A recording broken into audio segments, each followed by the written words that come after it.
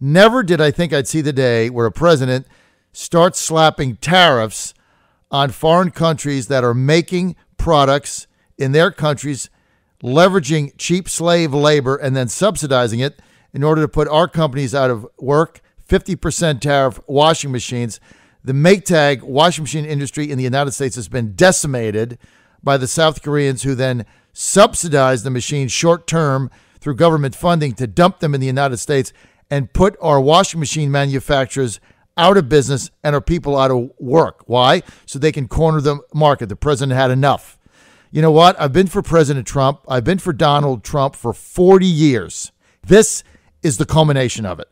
Never in my lifetime did I see that I would have a president have the guts to slap these cheaters who drive down wages and put our workers on the unemployment line, slap a tariff on them. Then the Chi-Coms had enough there. Solar panels. This is just the tip of the iceberg here. Solar panels being made by the Chi-Coms under cost. They pay their workers $1 an hour. They give them a rice ball. They give them housing, 7 people to an apartment in some obscure place in China. They make these. Then the government the communist government further subsidizes them. So they're selling them at 50% under true market cost, therefore putting U.S. solar panel manufacturers out of business. Nobody will buy their product because it's too expensive, because it's being subsidized by the Chinese. And you can't blame American industry for buying the Chi-Com panels because they're cheaper. I mean, I do the same thing, patriot or not. You can't pay more money for something you can get cheaper, quality withstanding. So the president says, I've had enough of that. So he puts a 30% tariff on it.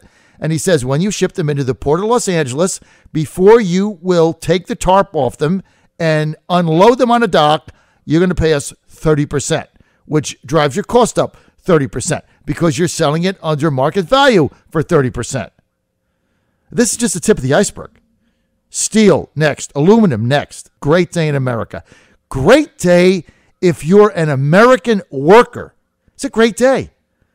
Your wages are going to go up and your jobs are going to come back, and this president is not screwing around. And I, for one, am ecstatic over it. But that's just me. Meantime, we got this memo circulating around. And who better to talk about this than our good friend AJ Delgado? She's live. She's in Miami, soaking in the sun while we're up here in Mid-South, so to speak. I guess where we are, Mid-Atlantic. And she is also a senior policy advisor of America First Policies, the #1 political action committee supporting President Trump's America First agenda. AJ Delgado was also a member of the Trump for President team in 2016. He did a great job there. AJ, good to have you with us.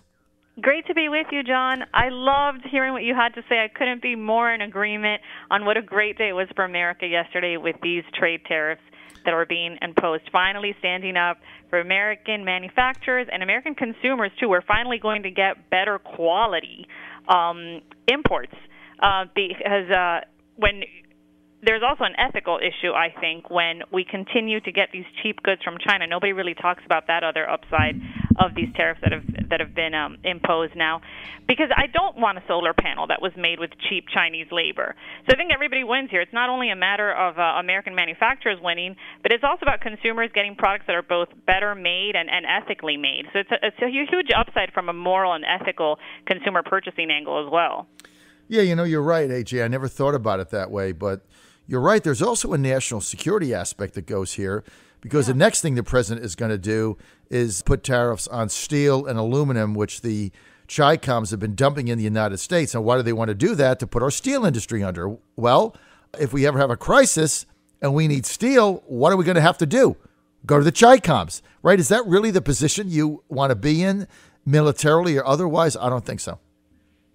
Right, it completely undermines our national security when we're beholden to them for all these essential products. So I think it's not only critical from an ethical standpoint, from an economic standpoint, from a job standpoint. I mean, look at what happened with the washing machines. Now, apparently, LG and Samsung, they had been talking about doing this previously because talk of tariffs had been going on since last year, and they're putting a plant, they're building some factory in Tennessee, which is going to create about 1,500 jobs for American workers. So it's not even about saying, hey, if you're a foreign company, you can't sell your products here. Not at all. We're just kind of trying to encourage foreign companies to at least manufacture here, which is a win for them. It's a win for us. It's a win for the consumer, and it's a win for our workers. And they can still sell their products here, but they just have to do it fairly. We're sick and tired of seeing American companies, good, hardworking American companies, be undercut. Imagine what it's like being an American company or a solar panel manufacturer, and the Chinese they make these cheap products where they pay somebody $1 an hour, so of course they can sell it 30% cheaper. How are you supposed to have a manufacturing industry at all with that kind of competition? It's unsustainable. It's impossible. And finally, we have a president who's willing to breach the taboo of this godlike free trade phrase. We do have free trade, but we also want fair trade in the actual sense of the word, and that's what Donald Trump imposed yesterday. Exactly. And I think you hit it on the head, AJ. It doesn't matter where the company's based. If you want to have a Chinese or Japanese company come into the United States and, manufacture their product their way, that's fine. We just want them to hire American workers and pay a fair wage. And if they can do that and it's not subsidized, then, go ahead and compete with the U.S. companies on a fair playing field. That's why we call it fair trade. But look, I'm 59. I never thought in my lifetime I would see the day where a president puts these tariffs on these companies, especially because, traditional Republican Heritage Foundation, white paper, false dogma, funded by the globalist slave trade, cheap labor network, would come out and say, like Pavlov's dog, Republican, free trade, that's good for the consumer. Now we're finding out the reality of it, and I'm excited about that. AJ Delgado, let's get to Chuck Schumer's shutdown. Epic fail, right? Oh, absolutely. Boy, does he have egg on his face. What happens now? I mean, he said there's going to be no wall. Well, what was the deal for the wall? Did I miss that? What was that deal? Here's what's funny. He keeps saying, now I took off the table my generous deal for wall funding. Now you've gone and done it, Donald Trump. He had offered authorization for a measly $1.6 billion. The lowest estimates of the wall, because we all know and agree it's worth this cost, it's going to be about $22 billion. So what's 1.6? That's about a 20th of the cost of the wall, and Chuck Schumer wants to act like this was some big concession he made, and because Trump didn't meet him at the table on that, then he's walking away. Go and take your measly $1.6 billion with you. We have the leverage here. You don't, and that's not even a real concession. We know they're never going to. They know how important the wall is to border security. It's something that Democrats don't want, both because they're beholden. Both Democrats and certain Republicans who are beholden to the Chamber of Commerce, cheap labor types. They don't want that wall. Right. The Democrats will never want it because they want to import future Democrat voters who come in through that border. So it's almost, come on, Chuck, we know you were never going to offer real funding on the wall, but he's up against a real deal maker now. And Trump knows a phony deal when he sees it, and thank goodness he keeps standing up for the American people, keeps holding the line. That's what we need, a president to hold the line on immigration, and he's absolutely doing it. We saw yesterday this proposal they tried putting forward with Flake, Mr. Amnesty himself. Sarah Sanders said it was dead on arrival. Thank goodness. I mean, even on trade and again on this, we just keep seeing this president hold the line, stand firm, hold the line, stand firm. When was the last time we saw that in a president? They always cave. Finally, the American people, the little guy has somebody in the Oval Office. It's a beautiful thing, isn't it? It's surprising. It's more than beautiful. It's surprising. It keeps surprising me because I keep expecting, maybe it's the negative side of me, he's going to cave because the pressure is just so much for one person to take, and the media attacks are so much. It's only human nature to at some point cave, and it seems he doesn't. It's not only a great deal-making strategy, it's just a great way to really be a true president who stands by the American people and who stands by the promises he made to those who voted for him. So it just keeps surprising me, even more than the beauty of it. It's refreshing. Well, let's hope it keeps up. He's got the State of the Union next Tuesday, isn't it? Right, next Tuesday. Many Democrats say they're going to wear white or not be there. There's obviously, as this goes on, there's going to be more and more Democrats who don't show up. Do you find that troublesome? Yeah, what are they protesting? The great state of the American economy? What is there to protest? We should all be, it's the State of the Union. It's the state of how things are. Well, the economy's booming. Unemployment numbers are incredibly strong. The stock market's booming. The job market's booming, which at the end of the day, those are the issues, the ones I just mentioned, are really what Americans think about every single day, some even every hour of the day. How am I going to put food on the table? Am I going to pay my rent? Am I going to get that job? Am I going to keep this job? Is my daughter going to find that job she wants? That's the number one issue for most voters, whether they admit it on a poll or not. And that is doing great, thanks to the policies of this administration. So what is there to protest? It should be a very happy State of the Union. People should be high-fiving Mr. Trump. Well, So you can protest. I don't know about what. I guess they want to take power back. They don't really care about the American people, the state of the economy, what their 401k is, or whether they have jobs. They just want to take power back. And the way they do that is they want to follow the Virginia model, which is have no message other than Trump sucks. That's their message. And so that's why they want to continue that narrative. But I think it's falling short, especially when we have this tremendous booming economy, AJ Delgado, like we have now. AJ, let's get to these mysterious missing texts from the FBI, which is investigating itself. Now, we're told that everybody can get any text at any time because of all the surveillance we have and the big troves of computer systems we have. What happened to these missing FBI texts for 6 months? Did somebody just hit the delete button, or did we Clorox them, or what happened? I mean, how believable is this, honestly? The one thing we've heard since the onset of smartphones and as technology advances is, and you just alluded to it, nothing is ever really deleted. We're always told that, right? No matter what, a computer file, it could always be found, especially by the government. Text messages can always be found somehow. And all of a sudden now we're back to like 1985 technology, even worse, where, oops, they somehow got deleted, and there's no possible way with as advanced technology as the FBI has access to retrieve those texts. How dumb do you think we are? Of course there is.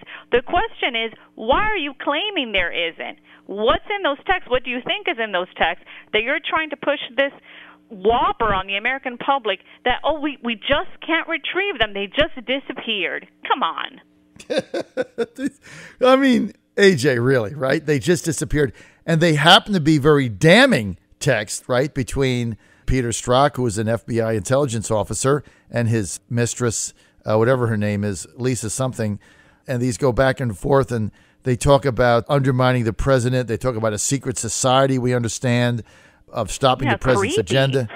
It is creepy, isn't it?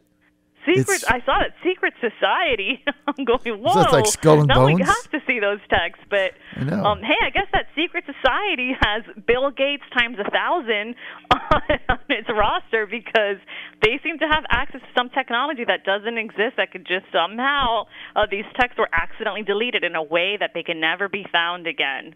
Very, it's the insulting of one's intelligence is kind of what irks the American public sometimes the most. I think it's making us angrier to be told those texts aren't retrievable than to actually probably even read the text. I agree with you. Don't insult the American public. The American public has always been big on transparency. Right. So this administration has been big on transparency. That's why we had a meeting on immigration. When was the last time you saw that? A round table where we had cameras inside that round table meeting. When's the last time you got to see a president sit down and hash things out with senators that openly? So please don't tell us, don't insult the voters, don't insult the citizens of this country by telling us these texts are just disappearing, are just gone. The FBI should be better than that. Well, it really is. I think you're spot on, AJ Delgado. It is really insulting to your intelligence to think that just these texts are gone. Everything else is saved, but just these damning texts that everybody really wants to see because they're quite damaging to the FBI. Just these happen to be gone forever through a technology error, they said. through a tech error. is that Like what somebody they hit said, the tech wrong error? button. Wow. Okay. How convenient. Yeah, somebody hit the wrong button. It's pretty Like amazing. the Hawaii, they must have the Hawaii guy working. That's there. what I was thinking of that, right? The guy that hit the real button instead of the test button or whatever he did, and he got reassigned to another department. Oh, he didn't even get fired? No, he got Typical reassigned. government, huh? He got reassigned. How do you not get fired? He just said he hit the wrong button. He was sorry.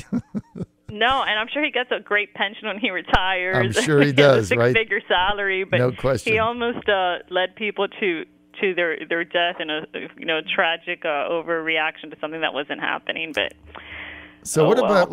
I got a couple more minutes, AJ Delgado. Let's get to this secret memo that only congressional representatives are able to read, and many Republicans now calling for this memo on the FISA court and the fake Trump dossier to be released. And if it gets out of committee and it goes to the floor, the Republicans are going to vote to have it released. A lot of people saying this is pretty damning. Yeah, this is a tough one because it's a memo written by Nunes.